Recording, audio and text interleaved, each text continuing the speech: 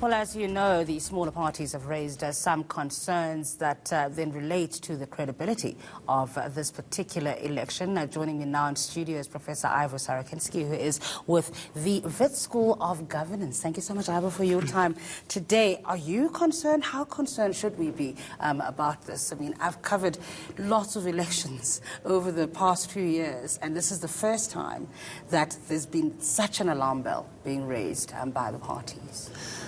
One must always be vigilant and concerned when there's any allegation, especially credible allegations, of abuse of process.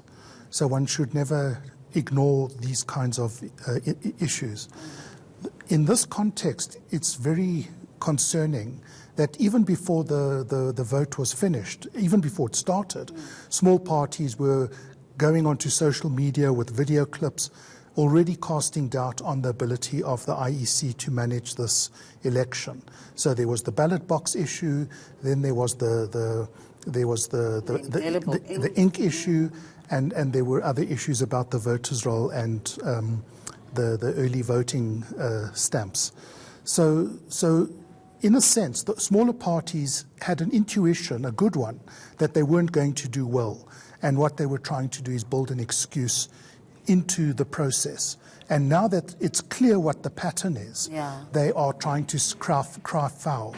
And it's very, very worrying because there are clear processes to deal with these issues. And the public statements that are being made are raising the temperature instead of taking the issues through a process. And we've seen from the arrests already that the IEC is determined to assert process, and any infringements will be prosecuted to the full letter of the law. Arrests aside, are you satisfied with the way that the IEC has responded to this? It seemed at the beginning that they weren't too alarmed by it, but as the temperature, as you say, rose off the complaints, then you started to see some action from them. I think they were investigating it internally to try and get a sense of what was happening. And when they saw that there were credible examples of abuse, then they kick-started their process.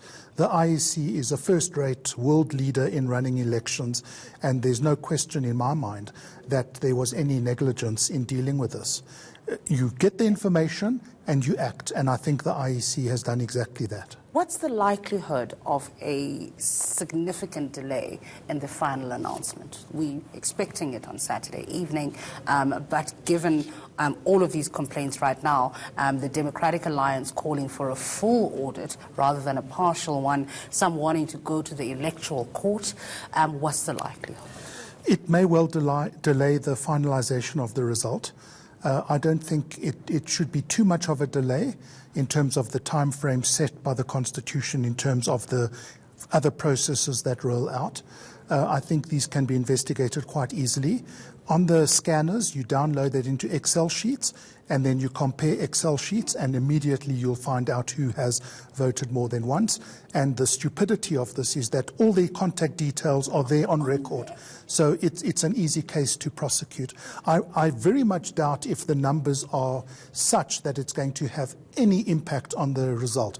Let me give you an example. If you've got 20,000 guys trying to vote 5 times, how do you coordinate that? It's not that easy. You've got to stand in queues in different voting stations. So I'm skeptical that there are going to be thousands.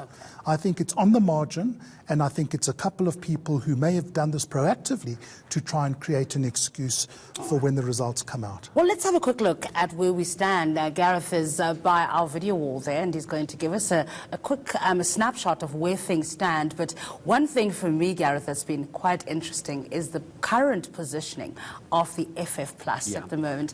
And I'd love to hear what you think, Ivor. I think let's just give everyone who's been watching and hearing all the analysts talk about the growth of the Freedom Front Plus as far as the elections are concerned. Just to help you understand exactly why so many analysts are talking about this. First, let me just give you the national picture so we can see where they fit into everything at the moment. And these results coming to us from the IEC Centre at the moment. And this is the one we're looking at currently. We obviously can't calculate seats yet, but at 261,000 votes just over that nationally. It's 2.64%. But I think if we drill down and we look historically at what that particular party has been doing over the past few years, perhaps even as far back as 1994, Ivor, this is perhaps where you can start to unpack the pattern for us. Because if you take a look at them in 1994, 2.17%. It's a staggering number, 424,000. A massive drop with their lowest being 127,000, and their last election just under 1% at 165,000. And I'm going to ask Ivor just to unpack that for us in a moment, but I've just been told by the team now at the Results Operations Centre, we'll come back to Ivor and Sikkie in a moment, that Aldrin Sampear is there. There is some activity we need to know about. Hello to you, Aldrin. What do you have? Well, we are live here at the National Results Operations Centre of the IEC, where the results are trickling in and different political party leaders making their way here as the results are being tallied. I just want to give you an indication of what we have on the scoreboard at the moment. About 63.61% of the votes that have been tallied so far, which equates to 9.8 million votes, which have been calculated this far. And of course, the ANC remains in the lead with 5.6 million votes. And the DA there standing at 2.2 million of the votes so far. The EFF still has still not managed to make it to that 1 million vote mark as yet. But of course, votes are still trickling in. Right now, I'm joined by Fikile Mbalula, who has been the head of the ANC's campaign that ensured that the ANC does still remain in the majority. Fikile, it is not where exactly, I guess, where the party would have loved to see itself, but the party still remains in the majority. Well, we are happy to see ourselves there. We come from being battered over the years. In fact, if we did not do certain things right and win the trust of the people, it would have been worse. But it's not over yet in terms of the work we're supposed to do. That work continues to win the trust of our people. We have heard them, and they are speaking in accepting that we trust you if you do things differently. And that is where we are at the present moment. We are very happy. We are not shocked by what we see on the board. And we still believe that we'll do better going forward as the results trickle in. Do you think at all that that the State Capture Commission running concurrently with the election year may have an impact on how many votes the ANC has been able to secure?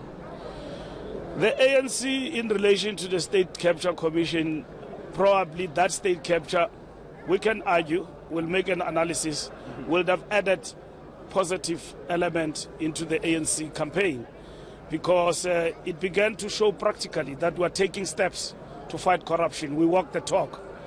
People talked about state capture, we're looking at that, and we're fighting corruption.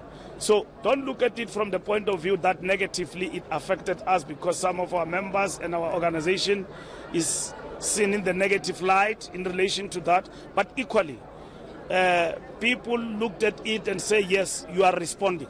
And that is what is important for us. So we look at it in both sides. And in this particular instance, we know that if we didn't design the campaign in the manner in which we did, it would have been worse for us as the ANC. And from Nasrec, in the new dawn, we have actually seen changes in relation to how the party is viewed, particularly among certain sections of our society. Last one, the Western Cape, of course, a province that the ANC would have loved to win back from the DA. The DA is still leading in the majority, around 88.35% of the votes that have been calculated so far.